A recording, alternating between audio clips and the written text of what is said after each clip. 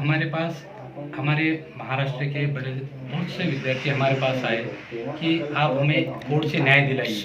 हम जब प्रोटेस्ट करते हैं फिर भी हमारे शासन जो है कोई हमारी बात का दखल नहीं देता है। तो इसलिए सब विद्यार्थियों की तरफ से आप हमारे को कोर्ट की तरफ से कैसा न्याय मिला के दे सकते हैं, इस बारे में जब हमारे पास विद्यार्थी आए उन्होंने उनका जो कुछ बोलना था हमारे पास रखा। तो उस हिसाब से हमने पिटीशन बना के अभी उच्च न्यायालय खंडपीठ औरंगाबाद में एक पिटीशन फाइल किए वाला है। उसकी जो हियरिंग है, नेक्स्ट हियरिंग आने वाले मंगलवार को 22 तारीख को होने वाली है।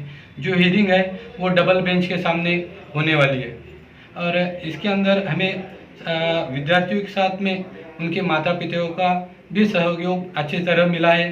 वो उनका भी वही बोलना है कि हमें एग्ज़ाम पोस्टपोन करना है, कैंसिल नहीं करना है।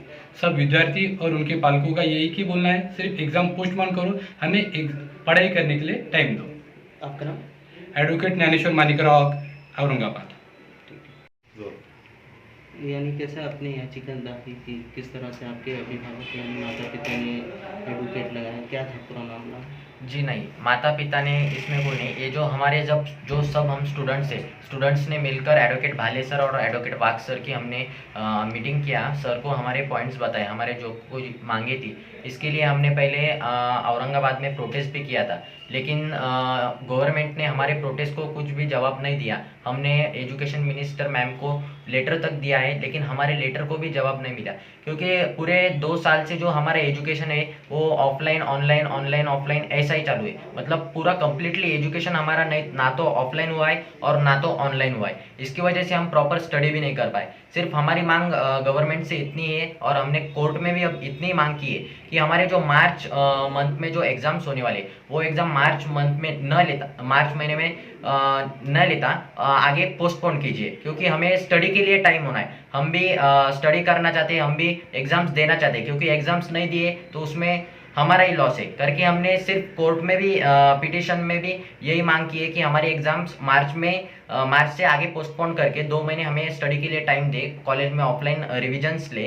और क्योंकि हमारा जो लिखने राइटिंग का जो रिविजन है वो भी कॉलेज में करवा ले, बाद में 2 महीने से बाद एग्ज़ाम्स लिए जाए। पढ़ाई के लिए तो काफ़ी वक्त था ना, लॉकडाउन था, कहीं आने जाने की भी ज़रूरत नहीं बिल्कुल थी, सर। घर पे बैठकर भी आप पढ़ाई कर सकते थे, बिल्कुल। अब क्यों एक्सटेंड करना है? बिल्कुल सर, पढ़ाई कर सकते थे, लेकिन आप देखते हैं कि जब जो रूरल एरिया है तो उसमें ऑनलाइन क्लासेस भी नहीं हुए हैं। हम स्कूल कॉलेज क्यों जाते हैं? क्योंकि वो सिखाए ना, तो फिर हम स्कूल कॉलेज ही क्यों जाते? घर पे बैठ के ही पढ़ाई करते।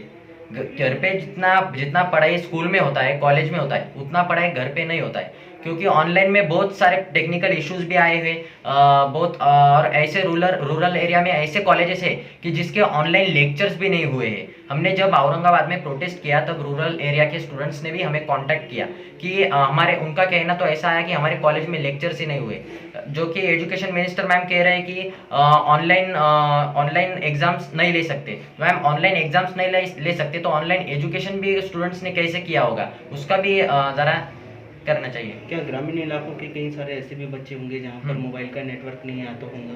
यस, इसकी वजह से वो लोग ऑनलाइन स्टडी नहीं कर सके। यस सर, बहुत सारे इलाके हैं। अभी तो फिलहाल मोबाइल तो सबके पास है, ये 100% श्योर मोबाइल है, लेकिन ग्रामीण जो रूरल एरिया है उसमें बहुत सारे बच्चों को नेटवर्क नहीं आता है। कोई कहाँ पे, कोई कैसे कैसे पढ़ाई करता है। वो जो स्टूडेंट्स है ग्रामीण भाग के, तो वो पढ़ाई भी प्रॉपर कर चुके नहीं है। और बहुत सारे ऐसे कॉलेजेस है कि जिन्होंने लेक्चर ही ऑनलाइन नहीं लिए, तो उनको यूट्यूब के लिंक भेज दिए। अगर सर यूट्यूब से अगर पढ़ाई होती थी तो हम स्कूल क्यों जाते, हम कॉलेजेस क्यों जाते, हम कोचिंग क्लास क्यों लगाते? और जो ग्रामीण भाग में जो है वहाँ पे तो कोचिंग क्लास भी नहीं है। सिटी के बच्चे तो भी एक बार ट्यूशन में जाते हैं, कॉलेजेस में जाते हैं, वहाँ पे उनकी पढ़ाई हो जाती है, लेकिन ग्रामीण भाग के विद्यार्थियों को कॉलेज के सिवा ऑप्शन ही नहीं होता है। आपका नाम? मेरा नाम सुमित अरविंद पवार।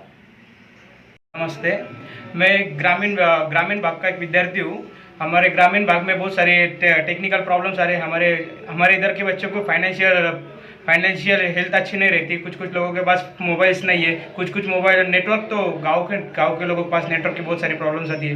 उनको टेक्निकल प्रॉब्लम की वजह से उन्हें ऑनलाइन लेक्चर करते नहीं आ रहे। कुछ गाँव में तो ऐसा है कि उनके ऑनलाइन लेक्चर तक नहीं हुए कॉलेज में। इसलिए हमने जो पिटीशन डाला है कोर्ट में, हमारे यही निवेदन है कि सर सिर्फ आप विद्यार्थियों की समस्याओं को समझो और उनका ठीक तरह से आंसर कीजिए। धन्यवाद। औरंगाबाद बेंच में जो पिटीशन दाखिल किया है वो मतलब उसमें मेन दो जो पॉइंट हैं, अभी जो HSC का एग्ज़ाम होने वाला है और इंस्टेड ऑफ फिज़िकल वो ऑनलाइन लिया जाए और बच्चों को 2 महीने का टाइम दिया जाए, जिस वजह से वो पढ़ाई कर सके और थोड़ा कंसंट्रेट कर सके। क्योंकि इन दिनों में जो भी हालात हुए हैं उससे ना ही बच्चों के जो माता पिता है वो भी कंफ्यूज है कि ये किस तरह से और क्या जो है वो एग्ज़ाम दे पाएंगे ठीक से।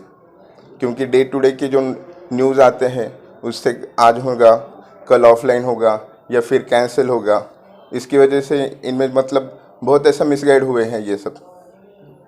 तो क्या मेन के बच्चों की पढ़ाई नहीं हुई है, क्या है रीज़न?